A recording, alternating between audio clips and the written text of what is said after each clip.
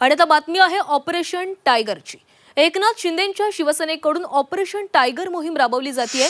त्या माध्यमातून मवियाचे नेते शिवसेनेत आणण्याचे प्रयत्न करण्यात येत आहेत। काँग्रेसचे काही नेते शिवसेनेच्या संपर्कात असल्याची माहिती मिळते। काँग्रेसचे माजी आमदार रवींद्र धंगेकर यांनी उपमुख्यमंत्री एकनाथ शिंदे यांची भेट घेतलेली आहे, त्यामुळे चर्चांना उधाण आलेलं आहे। तर महाविकास आघाडीचे 6 नेते शिवसेनेच्या संपर्कात असल्याचे कळतंय। खरं तर धनगर साहेब, तुमची चर्चा आहे की तुम्ही आता पक्ष बदलताय, शिवसेनेमध्ये प्रवेश करताय। काल तसं तुम्ही उपमुख्यमंत्री शिंदे साहेबांना भेटून आला।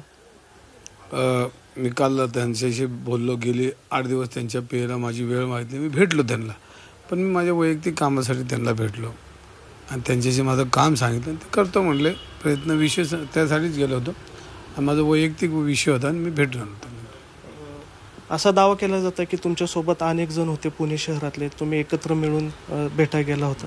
मी माझा एकटा गेलो, भेटून आलो आणि त्यांच्यावर आणि शासकीय बंगल्यावर भेटलो, म्हणजे पब्लिकमध्येच भेटलो, असं काय लपून छपून कुठं भेटलं नाही। माझ्या कामाच्या संदर्भात भेटलो त्यांना। रात्री अशी चर्चा होती की तुम्ही आज प्रवेश करताय, कारण उपमुख्यमंत्री मुख्यमंत्री सगळे आज पुण्यामध्ये आहेत आणि सासवडच्या सभेमध्ये तुम्ही प्रवेश करणार म्हणून। मी आता कुठं घरात आहे ना। काम जे होतं ते वैयक्तिक काम म्हणताय का लक्ष्मी रोडवरच्या जागेसंदर्भात तुम्ही भेटलो?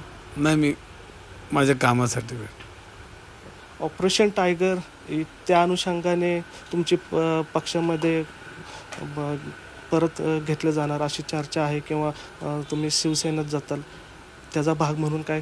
नाही, मी माझ्या वैयक्तिक कामासाठी भेटलो, माझं काम सांगितलं, करतो म्हटले, एवढाच विषय। पुणे शहर अध्यक्षांशी काय चर्चा झाली का शिवसेनेच्या? नाही, काही संबंध नाही, मी भेटलोच नाही त्यांना। मग ही चर्चा कशा सुरू झाल्यात की तुम्ही भेटलं तर आता तो भेटलो तर चर्चा, तुम्हाला भेटलो की सामवाला येतो, सामला भेटलो की लोकमताला येतो, चर्चा होती।